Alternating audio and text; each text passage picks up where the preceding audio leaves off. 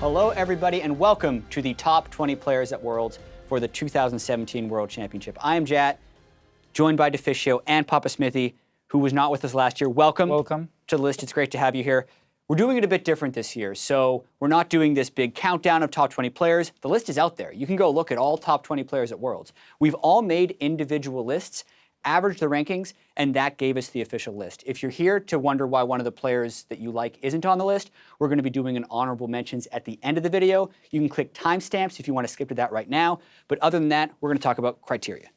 I think the main criteria to take away is that top 20 is such an umbrella term. There's so many different variants of why a player is rated good or why a player struggles. So when it comes to these lists, they're very individualized. I think everyone will have slightly different criteria that will establish over the course of today. I know a big thing for me is consistency. All these players had those big peaks, those big carry performances. But I know personally, I'm always biased towards the players that did it on a more consistent level over 2017. Yeah, and I think another thing also that was important for all of us was like expected performance at Worlds. So even if maybe the summer split wasn't the greatest, if we think this guy is really going to show up, he might be on the list. And I think also very important for me specifically is also the importance you have, on your team. Are you the one true carry? Are you the captain? I really value that highly when these individual players are showing up and carrying their team to victory at Worlds. Yeah, and for me, it's a little bit like that. The top 20 players at Worlds. I'm going to weigh past Worlds performances a fair bit because I know it's a stage like no other, and if you've proven you can perform on that stage, there's a likelihood you're going to be able to do it again. And then recency performance is a little bit more important to me than what they were doing at the start of the 2017 season. Also thinking about the current patch, right? We know that there's a good support initiation meta going on. We know mids and AD carries are very important. And top and jungle aren't even on that list very much. We have 2 tops and 2 junglers. We're going to get into that a little bit more later. But one thing that has changed from last year is Faker has reclaimed his #1. Should we have ever moved him off of #1 in the first place last year, Deficio? In hindsight, no, but I felt like coming into Worlds last year, Smep was such a fantastic player, and there was definitely a case to be made for him to be #1. But Faker proved everyone wrong, as always, at Worlds.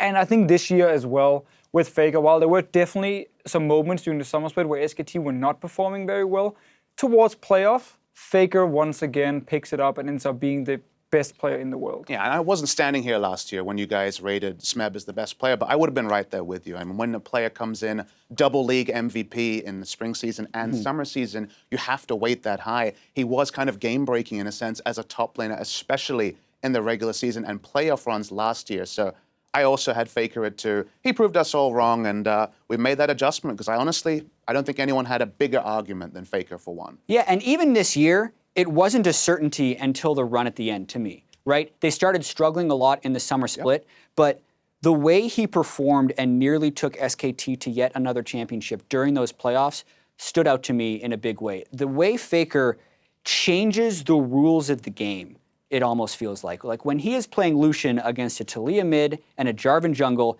he's so good at dodging skill shots, he makes it an ungankable lane, right? And almost no other player in the world can do it that well. And it's not just that champion he does it on. He does it on the entire spectrum of champions within League of Legends. So, I mean, and he's done it for so long. That's the thing, it's more than just in-game as well. It's when teams are planning, to play SKT, to play Faker specifically. There are certain matchups these pro players are very used to playing that they do not want to play against Faker specifically as the only player in the world. So then suddenly they get afraid of picking a certain matchup like that, certain champions blind, because they know he will have these 5-6 different picks he can pick against it that you're normally not facing. And even in playoffs, the Fizz performance, he was one of the only players to play AP Fizz in the mid lane still, at least a lot. And watching him like snipe carries against Samsung in late game team fights and literally solo carry that thing for SKT was just once again a confirmation of Faker being the greatest player who will ever play this game. And it's why he's, of course, once again back as #1. And it's really interesting because you mentioned the gauntlet run and the names that he had to run through when he was running the finals gauntlet. Kuro, his old nemesis from the Rocks Tigers, now on Afrika, into Crown and Pawn. He really was able to dismantle these players who had had very good seasons.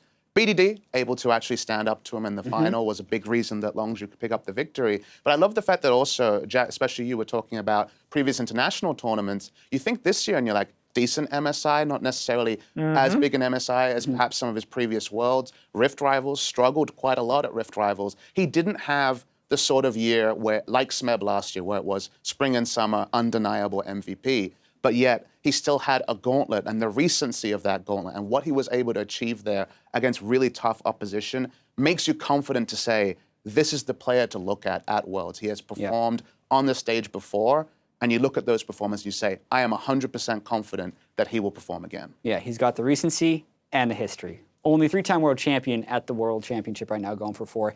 Time to talk about the rest of the list, though. And one thing that we all struggled with was Longzhu. And how highly do we rank all of their players? Because this is a Longzhu team that was not good in spring.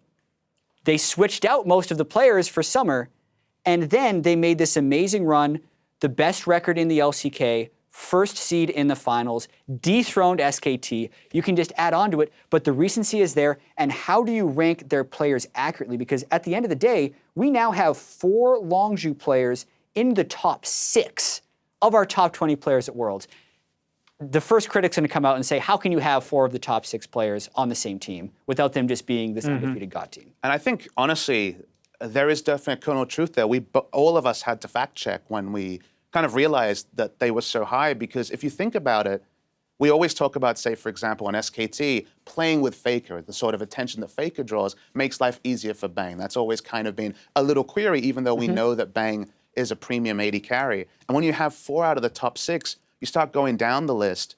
But if you follow your criteria, and at least I can talk about myself following my own personal criteria, there's actually different arguments for each player based on history, based on form, based on how they warp their role, like Khan in particular. Yeah. So I think that they all have individual arguments.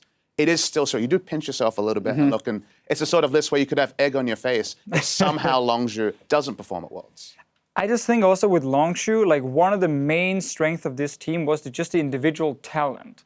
In also the strongest Who knew region this at in the the start? world. Who knew? Sure, of course. Like a lot of people had hyped up BDD in the past, and then he never really managed to show, what people expected from him. And then he takes this break and he comes back on this team, and then suddenly, his individual performance is fantastic. Without him being the main carry on the team, he was actually more of a facilitator for mainly Khan up in the top lane. And obviously Khan was another one of those guys where there were people around the world saying this guy is good, but no one could have said, okay, this guy would be like the best top laner in the summer split in the best region in the world. And the fact that he could do that for the entire summer split is what stands out to me. Exactly. You were always waiting for the other shoe to drop with this guy. Exactly. Like, everyone's on tanks. There's no way he pulls out Jace and Jax against SKT and they win. And then he does it. And then he hard carries game 4. He carries game 1.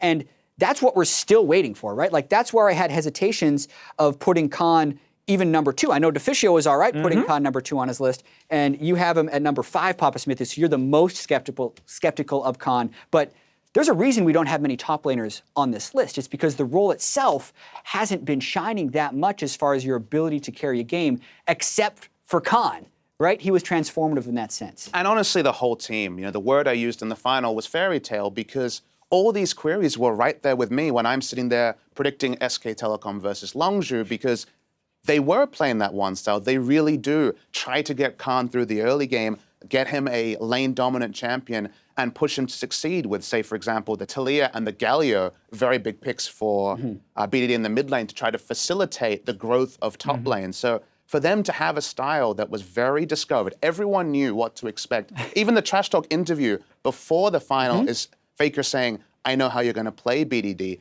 They knew the champion pool there for Khan in the top lane. They still made it work. And it's that last bit, I feel it's the end of the season that really puts the crescendo on 4 out of the top 6. If this didn't happen, if they had struggled or lost to SKT in the final, I think it would have been laughable to have 4 of their players the top 6. But how it came together, and also their individual cases, makes it the right list. And a lot of people always talk about how top teams and top players need to be very flexible. They got to be able to play multiple different styles. If you're the best top laner in the world, you can play tanks, you can play carries, you can play all these different things. Yet, I feel like if you are a team who's almost perfecting one style, and you have the correct players for that style, commit to it. And that's what Longzhu did. So even if it is predictable, the fact that Khan is consistently able to win lanes on these carries here, the fact that BDD and Cos, the jungler, are able to play around him so consistently, and the fact that Gorilla and Prey never loses 2v2 in the bottom lane and actually even puts up a lot of pressure, makes this like individual talent shine and makes this one play style really shine for Longzhu. And that's the depth of this Longzhu team as well, is Prey and Gorilla have the world's pedigree. They were world finalists in 2015, world semifinalists taking SKT to 5 games in 2016, and are now back-to-back summer split champions of the LCK. And then, like those guys, I have no issue putting in the top 5. The ones that I did have to second guess was BDD and was Khan, but because of the stuff we've talked about of how good they were and the fact that the LCK is so competitive, that justified them being there for me. I just wanted to end the thought, because there is that thought about showing different styles, but the thought is always ended with, otherwise you won't beat SKT. And that's kind of the capper here, is that they did stick to their one style. They did beat SKT, and whether you can query SKT's performance on the day, that part really does cap it off. And I think, Jack, you and I were agreed in terms of like Prey and Gorilla, when you're ranking just the 4 players, and the order of them. I know that Divisha, you had Khan very high. And because he's transformative in his role, you really want to say that, because he's the one where if you're saying top 20 players to watch, you're watching Khan, because you know that that's where all the action from Longzhu will happen. The variance there is pretty large. And that's the thing, is that we know now he can play the Jace. It's going to be very interesting to see if we get to see it on the world stage. The one thing that I didn't see from Khan, the pause I had before the final, was haven't seen this guy as a true primary initiator. He can play the Jarvan, but if it's somehow a Maokai meta, if he can't find those picks, if the team in a best of 5 feels like they need to pivot, the fact that that's not solved is why I took Prey and Gorilla's reliability over Khan in particular. And I'd like to just quickly explain why I put him number 2, because obviously you guys had Prey and Gorilla above him. This meta will not be a tank meta. We've already seen buffs to champions like Fiora, and that is like one of the main picks for Khan that he can show. I think one of the points about Faker, about him kind of defining how to play mid lane, I think Khan actually this split is doing the same in top. Most top laners around the world kind of agreed on which champions you had to play. A lot of Gnar, a lot of Jarvan, some tanks in there as well. Like, Khan was one of the only guys to really be successful on a pick like Jace, which is so focused on winning lane and being a snowball champion. And the fact that he can actually do that will also be a massive wake-up call for a lot of teams around the world who've been so used to playing not really around top lane, a little bit slower in the top lane. You're now facing a Longzhu team with this guy who will play around him in the early game, and he will be a huge carry that can snowball. It will change how most teams will have to play the early game against Longzhu. And I just think the importance for him on this team and the expected performance at Worlds is why I'm putting him up there in number 2 on my list, because he's just so important and he will be able to play carries for sure. Yeah, and let's open this up a little bit more as we talk about the difficulties in putting this list in, because one of the reasons we have 4 Longzhu players in the top 6, aside from everything we just said, is who else can you put above them? KT Rolster was a team full of superstars with Worlds pedigree. They didn't make Worlds, right? Smeb, Score, those are the types of players, and even Deft last year was number 4, that start making on the list. You pull that out there, and you have a lot more unproven list of players that are going to the World Championship. And you have a lot of players who don't make the list that are very strong in their role in Korea, but in this sort of list, you're usually trying to isolate what are the core factors. Like, for example, Khan's performance, a core factor of Longzhu. So do you focus on his high highs or the people that facilitate him to play the style that he does? You have players like Core JJ, who's been excellent this year, but doesn't make the list. So the criteria is really tricky when it comes down to the brass tacks, and you take away, I feel like Smeb, Score, Mada, these would have been auto-includes on the list. When it comes to the high highs of players outside of Korea in particular, it feels like we came in on one player consistently in the top 5, 6, 7. That was Xiaohu from RNG, who really, really had this argument in a year where RNG had a revolving lineup. I made some notes here. They had 2 top laners, 3 junglers, and 4 AD carries play over the course of 2017. A comical amount of players. We're talking about a squad of players that came through, and yet his performance was basically consistent through Uzi, who of course famously a resource hog in the bot lane, to other types of AD carry that came in. So for him to be that level of consistency in a strong region was, I think, the reason that I personally put him way up there. I just find it so crazy that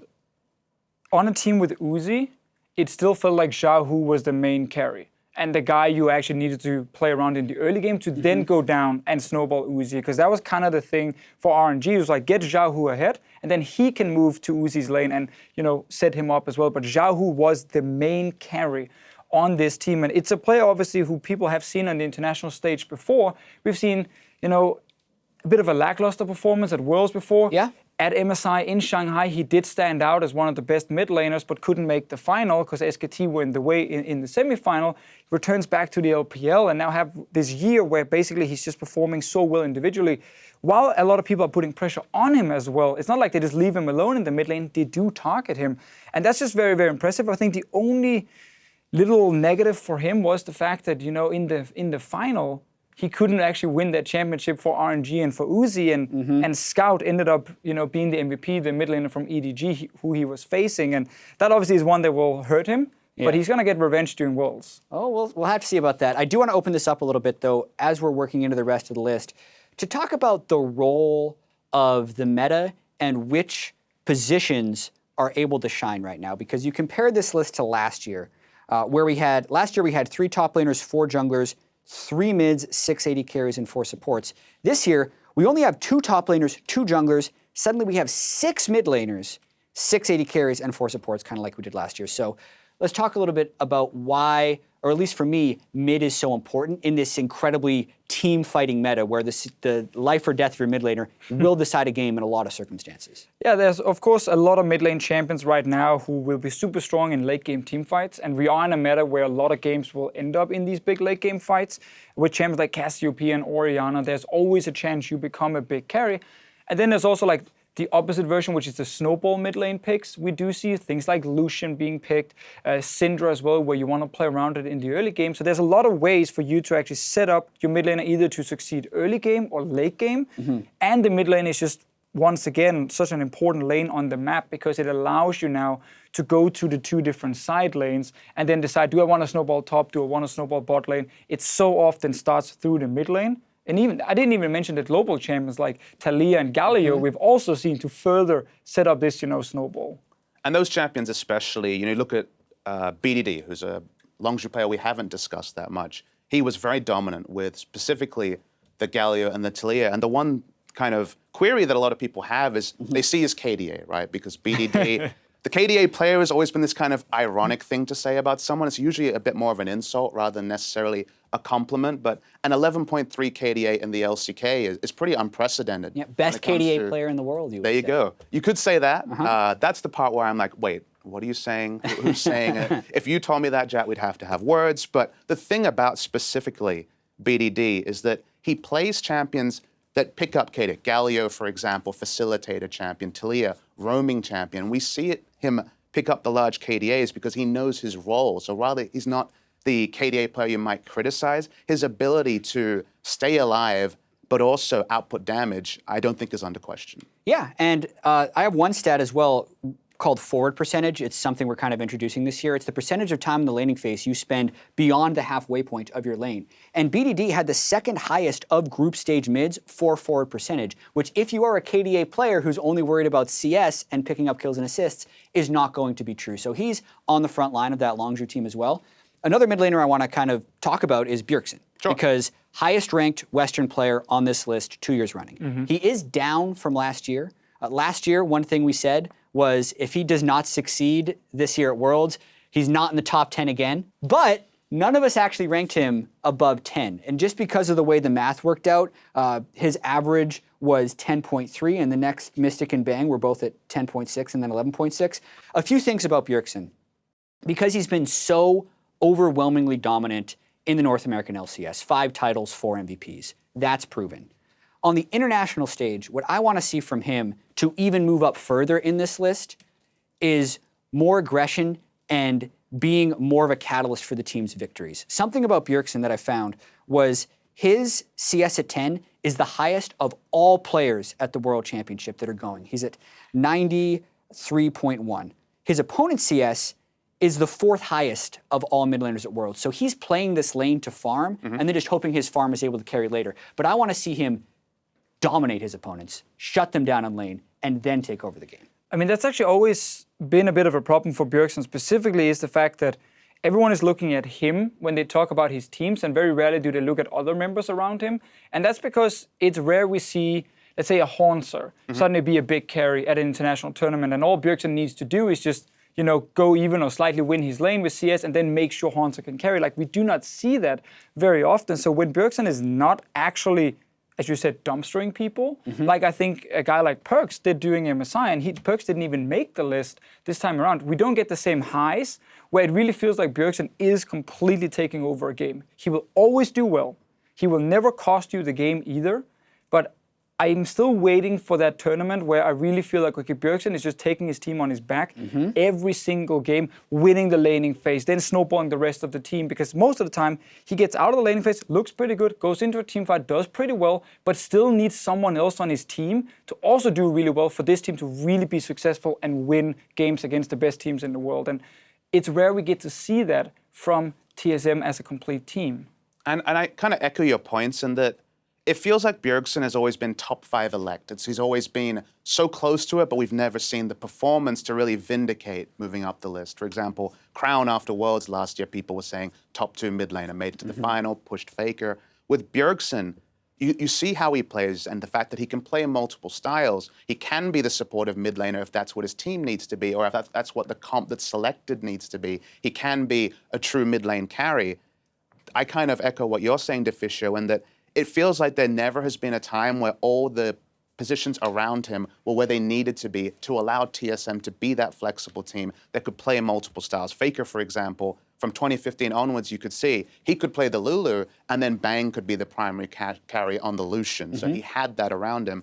To me, this year, I feel like you already said rubber meets the road last year, and it burned us when it comes to the top 20. You come to this year, I feel like now they have the same lineup as last year via Doublelift leaving and coming back. Doublelift in comparable form to last year. Whether it's exactly the same, hard to say. But Doublelift is back in there. He can be a true carry for the team. There's another year in a player like Biofrost, who I wasn't rating last year. He wasn't top 20, but I looked at Biofrost and I said, okay, one split straight into Worlds in a group with Mada. He looked like he was going to be a big risk, and he did struggle. Came out, MVP performance in the final of the NALCS.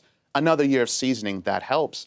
Sven Skeren, for example, even his performance seems to be at a higher level than it has been at recent international tournaments. So with the chess pieces around Bjergsen, maybe he can be the king to finish off the chess analogy. And that's why I feel like we have to just look straight at Doublelift and the bottom lane, because Doublelift made the list. You know, he's number 20. He was 18 last year. 18th on mine, 21st on Deficio, 20th on Papa Smithy. So right at that arbitrary cutoff Just on made the list. it. And for Doublelift to really show up here, like, or for Bjergsen also to really show up, we need Doublelift and Biofrost to do extremely well in the bottom lane. Like, laning-wise, they looked good in North America. Teamfight-wise, I always feel like Doublelift have these games where you can clearly play around him and he will win you the late game fight. But then you also have the next game where something goes wrong and you don't get that late game consistency, and suddenly the team will not win the late game fight here. I really feel like with Doublelift getting older, you know, he's more mature, he's played so many years now, like, this needs to be the tournament for him to really show those very consistent late game carry performances, so it's not just on Bjergsen. And you mentioned the late game carry performances, sometimes he gets caught off. The last time I can remember that happening that sticks in my mind was Worlds last year against And that's one of the big... But that was a full year ago, right?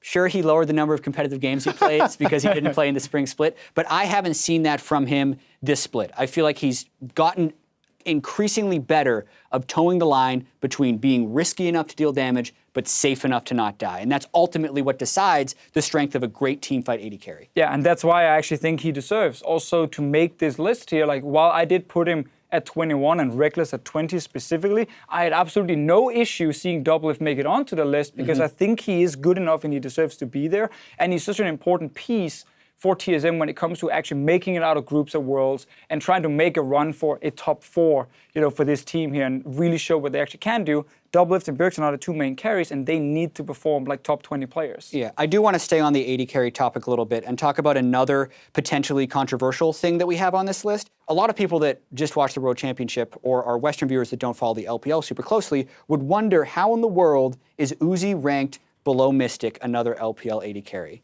And that's where the top 20 and kind of the subjective nature of it and the variables you take into account really come in, because Uzi at Worlds is a proven commodity. He has excellent World Championship performances, but he didn't play half of Summer Split. I mean, you could say the same thing about Doublelift and the queries there. There are queries about some of these AD carries. Bang, for example, another proven big game and especially Worlds competitor, had a pretty poor summer split. There were off-field issues. There were reasons for it. But I feel like there's a lot of asterisks around some of these AD carries towards the bottom where there was that one thing where you said, okay, didn't play spring or had a bit of a rough patch in summer. That does mean they aren't right towards the top. Prey, for example, is our rank 2 player.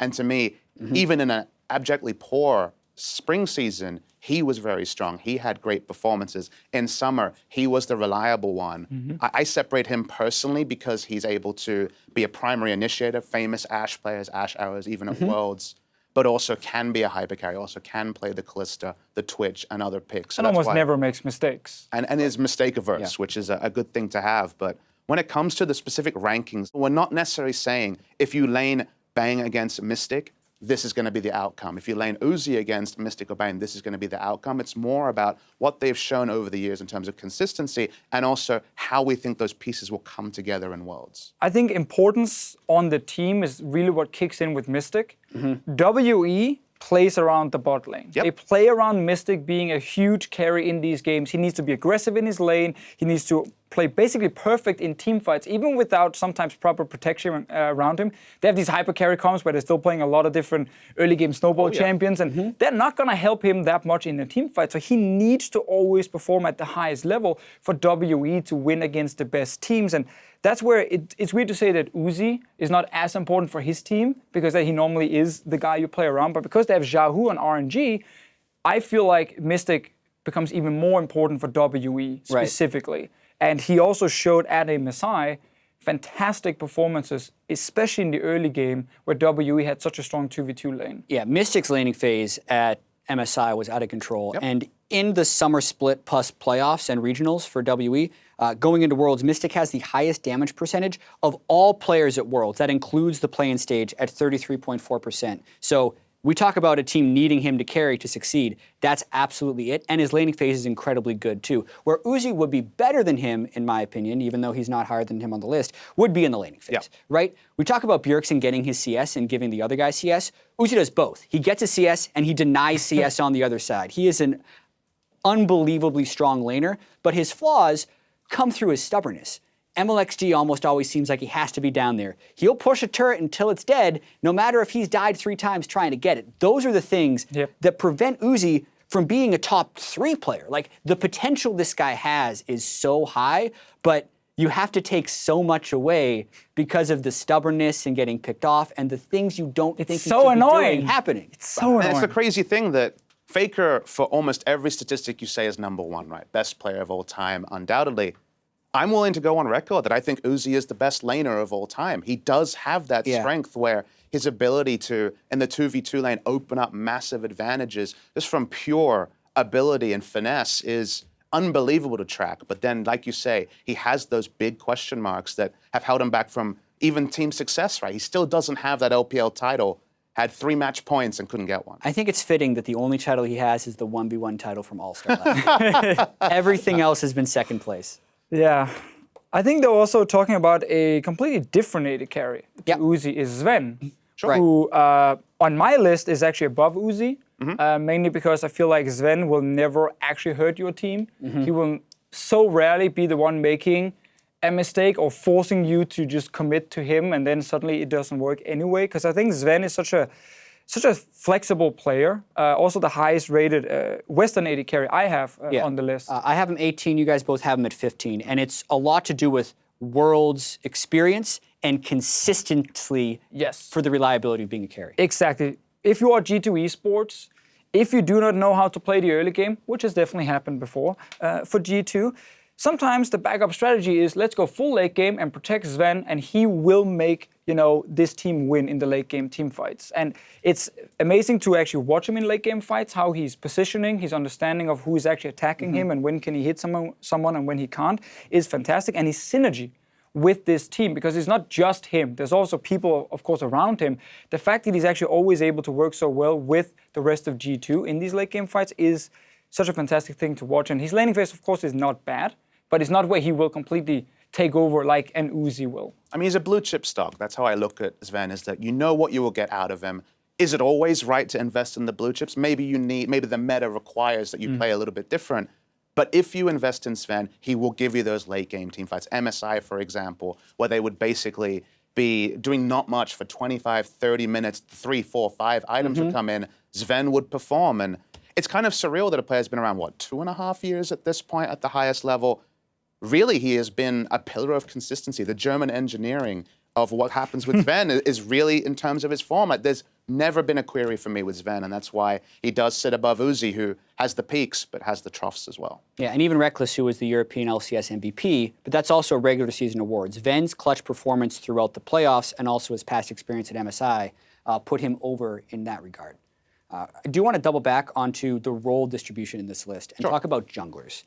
Because last year, top 5. We had Clearlove number 4, Peanut number 5. This year, we're not putting Clearlove on the list because of his abysmal Worlds performances, and I think that factors in very heavily and is somewhat inconsistent summer split. Peanut wasn't even the starter all the time for SKT. SKT's 6-man roster was there. The highest ranked jungler that we have in our list is Ambition. Yeah. What does that say both about the junglers at Worlds or about the role of jungle in the current landscape? I mean, first of all, the jungle role for most of Summer Split have been very focused on tanks. And having these champions that can play early game but do not necessarily need to, and you have very strong mid to late game fights, but you're often facilitating other carries on your team. In the past, we've had the Lee Sin, Elise metas, the Olaf at Worlds as well, where if you're a good early game jungler, you can just take over the game and you're the one getting fed and you can use that to snowball out of control. We do not see that very often right now. So because I feel like the jungle is taking a bit of a backseat in that regard, we don't have these standout players that we're necessarily highlighting and putting very high. Because Ambition, as the example, I think is mainly on this list, and I was debating a lot with myself if I even want him on my top 20 list, because I don't think individually Ambition should be on a top 20 list, even though I don't think he's a bad jungler by any means. You have him 19 though, man. I have him 19. I just put him in.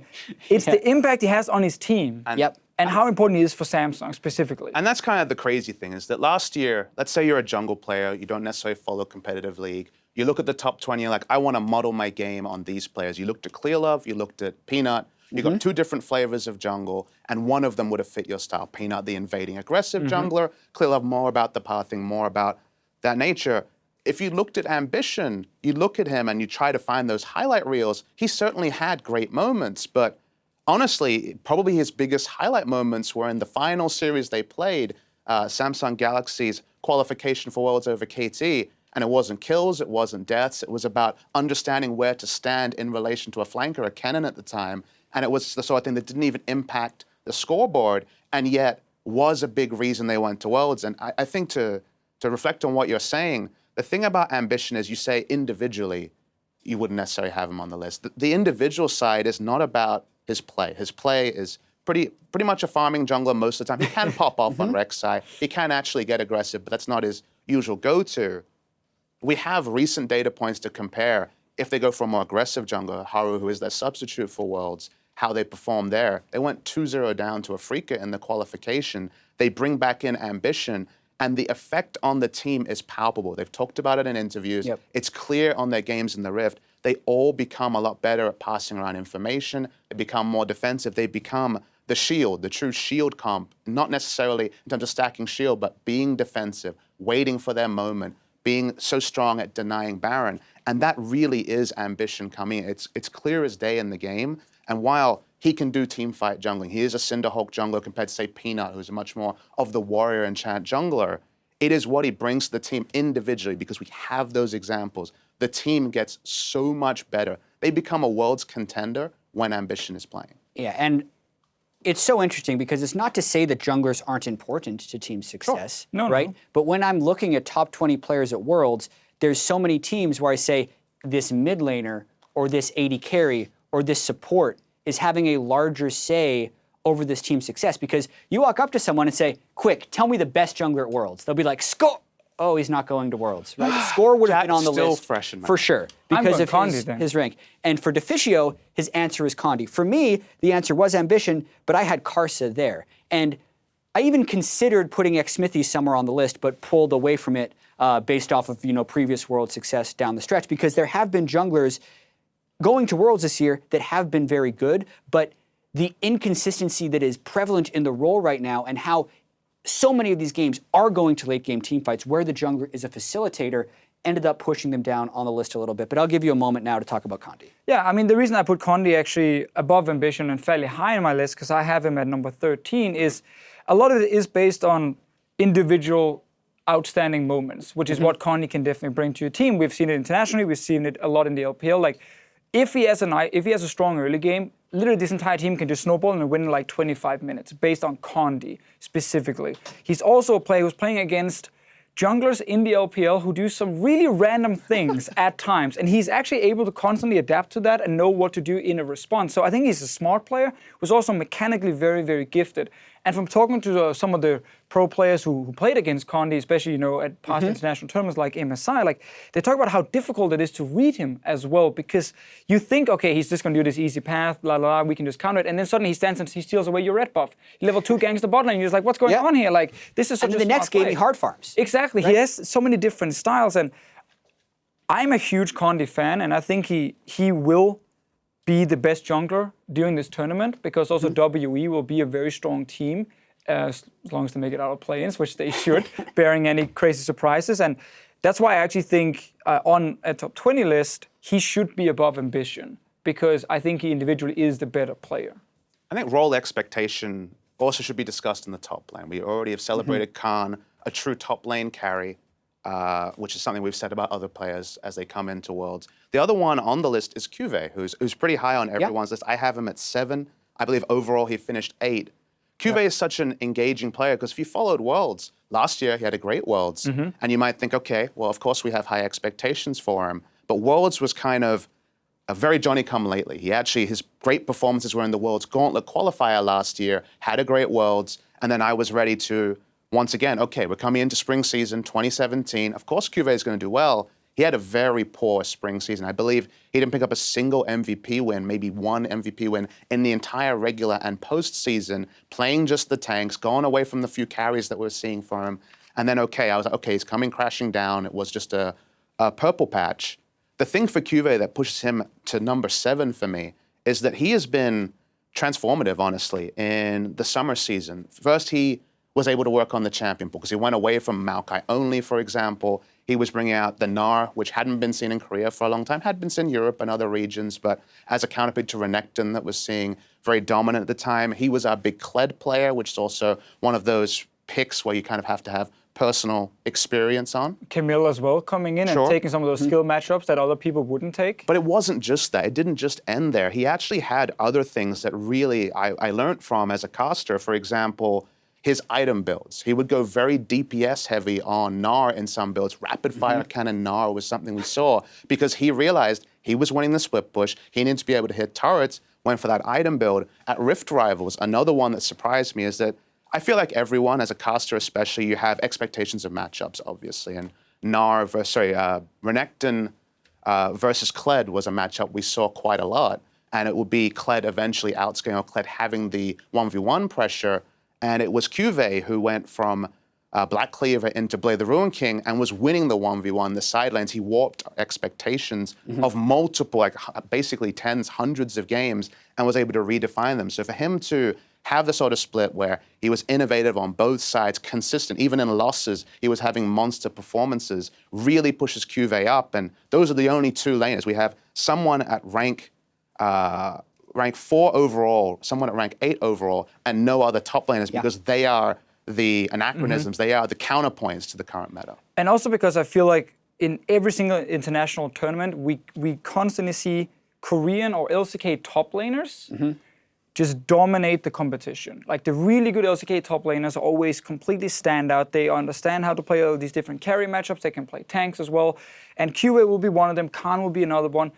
There should be a third one technically on the list, but that's where we have one of these problems with SKT. Smeb is not here, first of all, but then you have SKT with Huni and Untara splitting time. I mean, when did they even settle on their roster? It's like Huni is the one. He's the one going. And Condi has been so inconsistent in the summer split, it's too hard to justify him. And it's not the good inconsistency that Khan has. It's mostly the bad inconsistency where he's 0-4 12 minutes into the game. But it's cool that you mentioned him because it's surreal that he's not on the list. He's not even an honorable mention when it came to the 3 members that were the closest to make it onto the list. And yet, he could easily have a monster. We know exactly how think great he Huni will is. be. You see the buffs to Fiora, and you're like, okay, we know someone who's going to really enjoy this. I mean, just look at the group stage he's going to have. He's facing EDG with Mouse up in the top lane, who is a top laner who had a year now where he is still one of those like guys who's not a carry on EDG's side. He's not that strong of a laner, and he's going to play Huni, in 2 of the games. Ziv is another one from AHQ, who of course is a big name and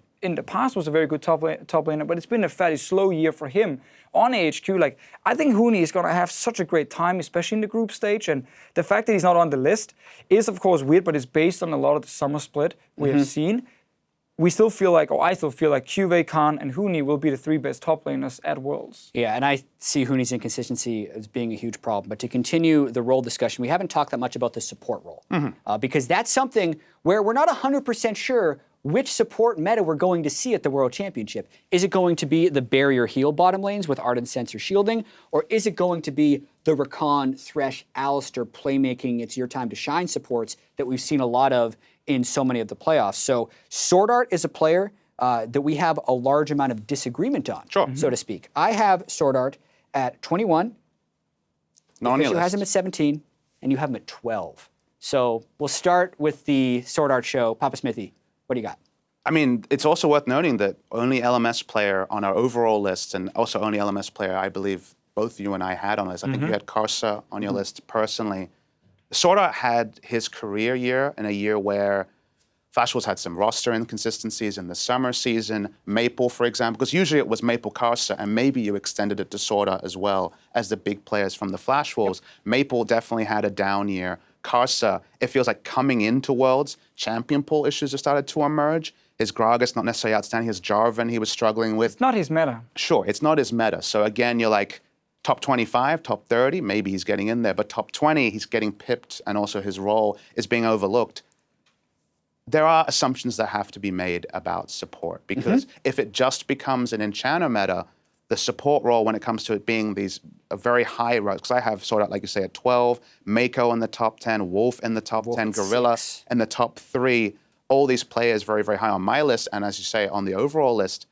My instinct is that playing actively in lane, having initiation in lane, is usually the way to play the game, because you can do things with lane pressure and roaming that can't happen if you're just playing 20-minute laning phases without the turrets going down. So my instinct is, my read is that it's going to be more of an aggressive meta, but with windows of it also being enchanters. And Swordart has had an outstanding year. And with LMS, you always have this kind of caveat of competition, right? And now devil's advocate, because I have Swordart down at 21, not technically making it on my list. Even though we say it's not Karsa's meta, he's got a 90% win rate on Gragas. Sure. And I think there's a chance that some of the Warrior junglers even come back for the World Championship, like Ezreal or Warrior Jarvan. Listen. And every time they take down a lot of those Korean teams, it's because of that guy, right? I think Karsa is still the best player in the LMS, even if Swordart has had a good year. And Maple, I think we're in agreement, actually did fall off a lot this year. But I think that's another thing that kind of speaks to the variability of this list. Sure. Who do you see as the primary carries of the teams? You can see Swordart, I can see Karsa, and that gives us the spread on the list. I mean, I put Karsa at 17 on my list because I see a lot more from him in those games. It's also, though, with Swordart, the importance of him playing well in the early game to actually set up Betty, his AD carry, is something that Flash Wolves will need. If Mabel is not going to perform during the World Championships, we know it's not going to be the top laner who's performing MMD on their side, so it will have to be Betty down in the bot lane together with Swordart, and of course then Karsa trying to actually assist them. And I think here, if Swordart is playing well in the laning phase, he can try and set that up. I just don't think he's number 12 on this, like where you have him. I think he's quite far away from players like Meiko and Wolf, where you have him fairly close, because I still think there is a big difference in actual playmaking ability on the world stage. But obviously, of course, Swordart, super important for this team, will have to play well in these different carries, and he's consistent, which is important. Which actually then leads me to a very inconsistent player So you on say, the list. His name is Scout. He's the mid laner for EDG. We have 2 members on the left side who did not put him in the top 20. Yep. And we have a guy on the right side here who did put him as, what did he say? 11. 11, so really high up, just behind Bjergsen. This is the largest difference in opinion we have on the list, is Scout. So why is Scout good? And why will he have a good World Championship is what this list is ultimately about. So you talk about MVP and how we put Xiaohu almost unanimously up in the top 5. 5, 5, and 4.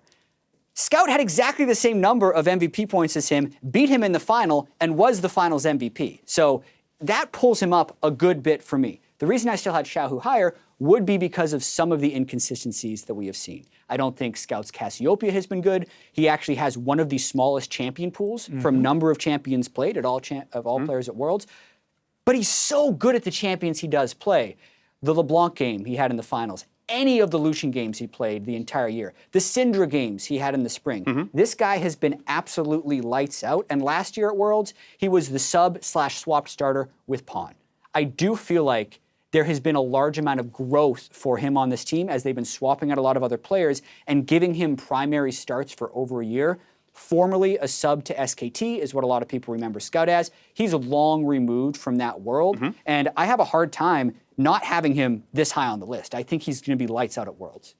I think he'll have the great games. Like, for sure there are the great games. This is a guy whose highlight reel or his accomplishments are extensive. He was the MVP of the final. He was able to be significantly better than Xiaohu in that final.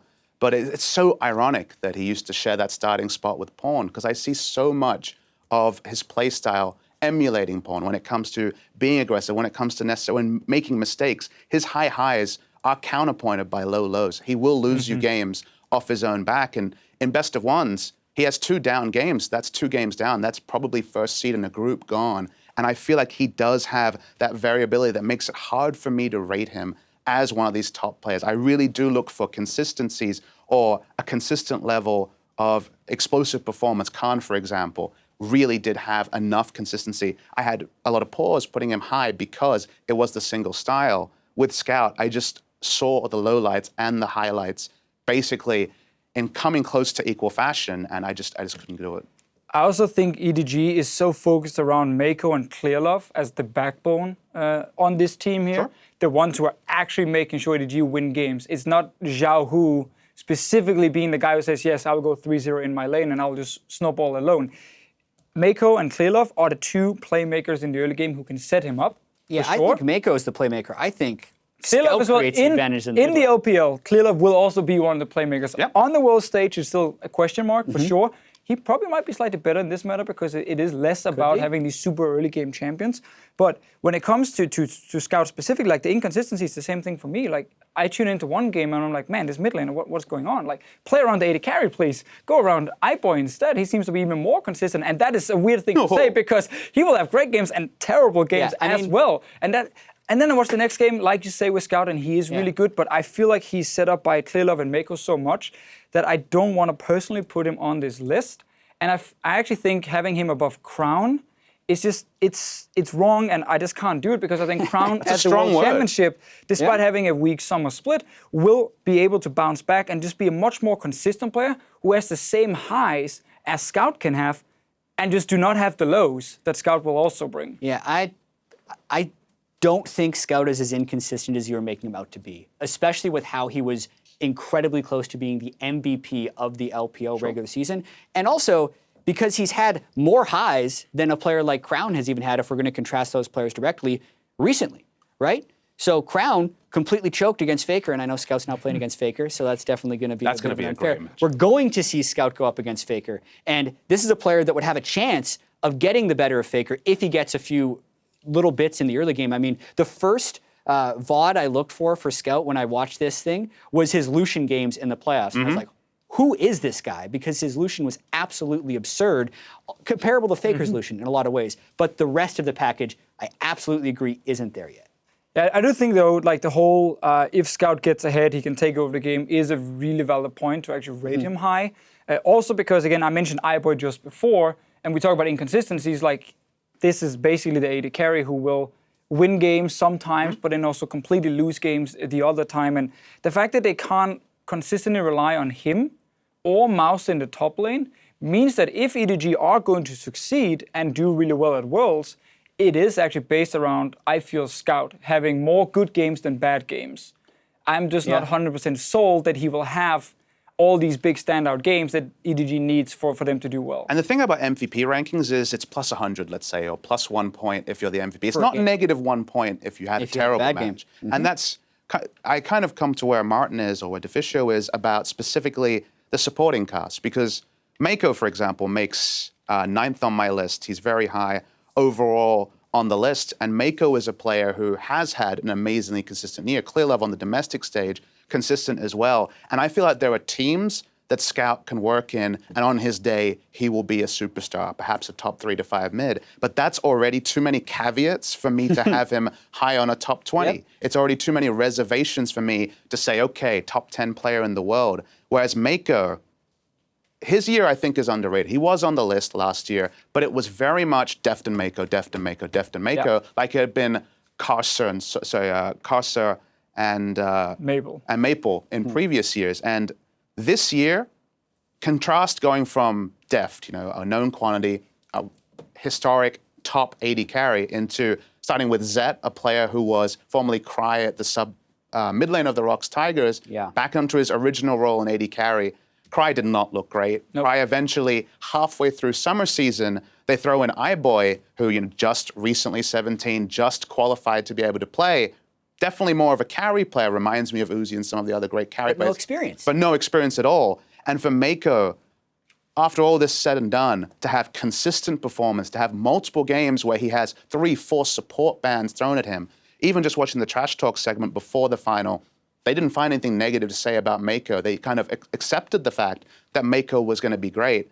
That, to me, really plays up Meiko's case. And even Scout being high on your list, to me, I look at it as another support for Meiko to be high on my list, because I'm like, this guy needs to put out fires in his own lane, in the mid lane, sometimes elsewhere. Mouse not known as a big carry in the top lane either. And that's why I'd rather just focus on how great this Meiko guy is and don't have Scout on my list. We got Meiko high up. We've touched on a lot of the top 20 list. We're nearing the end of our video. We promised we would do honorable mentions. There were 3 players that were average rank 21.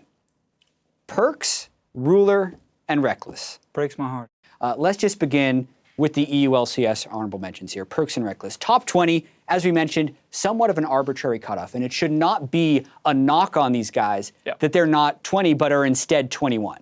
Exactly. It's so close between a lot of these players, and obviously with Perkz specifically, I think a lot of people still have reservations about 2016 Perkz, where we saw the really bad international performances. He couldn't perform when it really mattered, but 2017 has been a fantastic year for this player, and why I think he also deserves to be in the top 20, because not only in the EULCS is he now extremely consistent in his performance, and even having still some of these big outplay moments in playoffs, at MSI we saw the same Perkz we see in Europe, where he's aggressive, he's winning lane, he's doing well with Trick, and then suddenly you see this big carry who has these massive highs that you don't see often from Western players, I feel at least, against some of the top players around the world.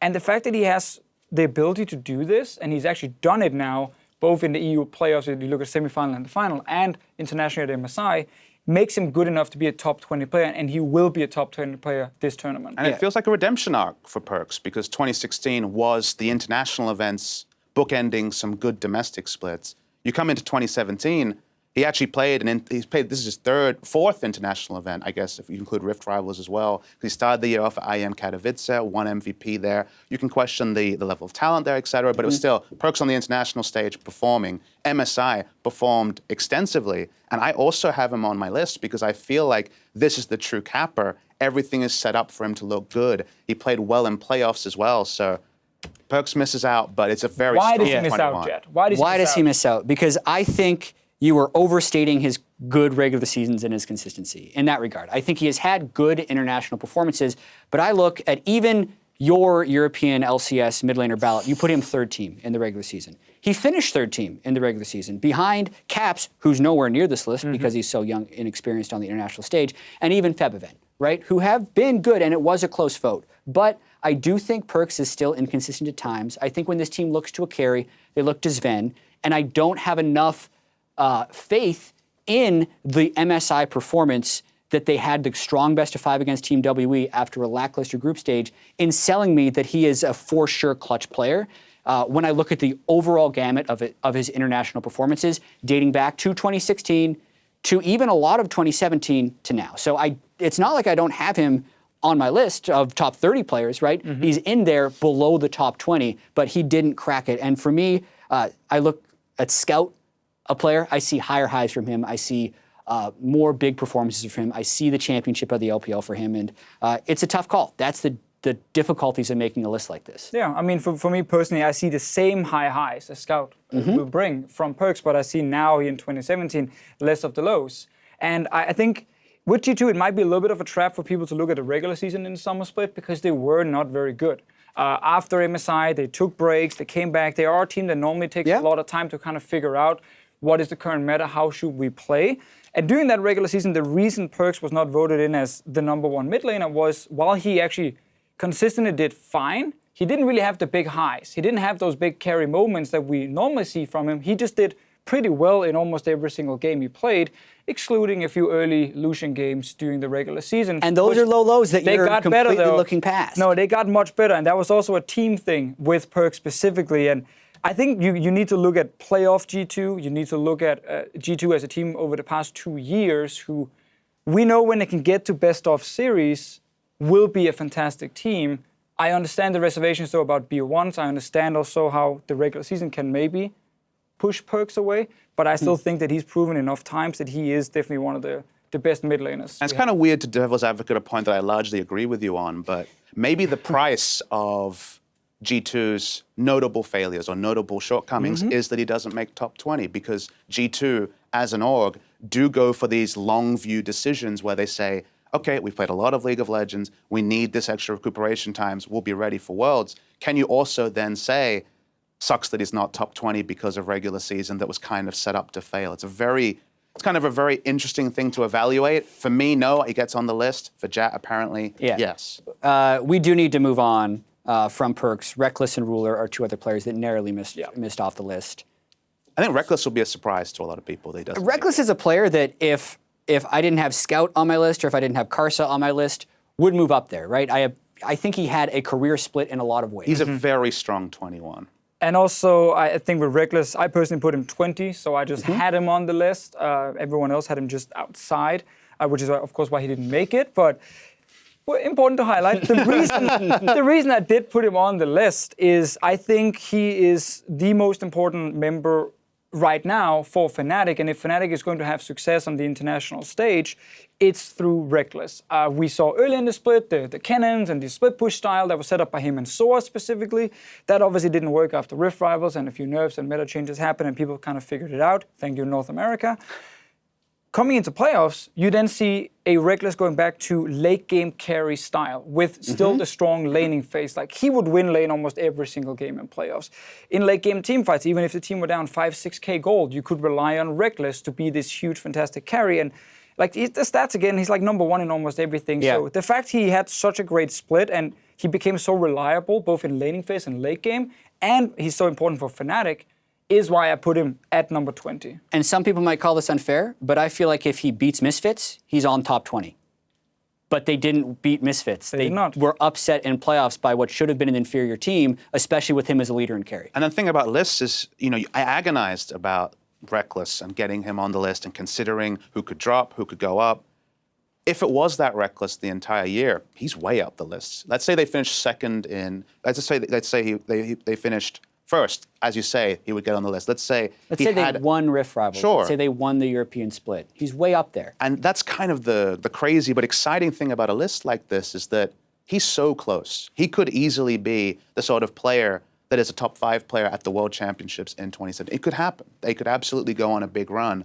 But the ifs and buts are holding him back. It doesn't mean he's not a fantastic AD carry. That part is undeniable. But getting him on the list, there were 20 better arguments. Yep. Ruler, another guy who is tied with these guys at 21. We also agonized about this one. Yep. Ultimately, he was on the list for a part of the time there. One thing was it was hard for me to get 4 Samsung players on the list as far as deciding who is the catalyst for this team's success. We have Crown, we have Cuvee, we even have Ambition.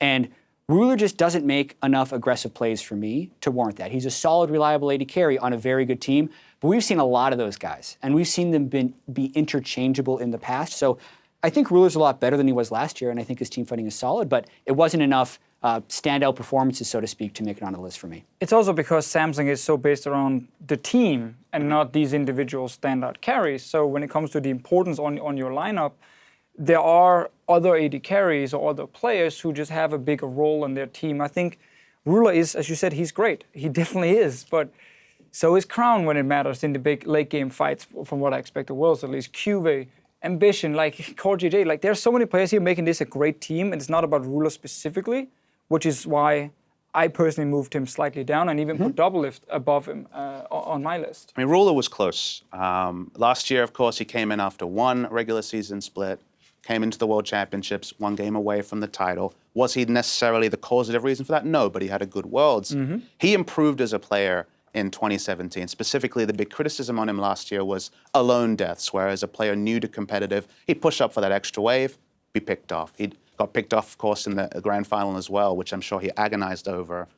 He's not that player anymore. His positioning, I think, as a solo trait, which is a hard one very much to evaluate or pull stats for, his positioning in team fights has been outstanding. The SKT versus Samsung game, where they had assassins, he was playing the Varus in that game, was kiting back, putting out max damage. His team fighting has now got to the point where he used to be a very good laner.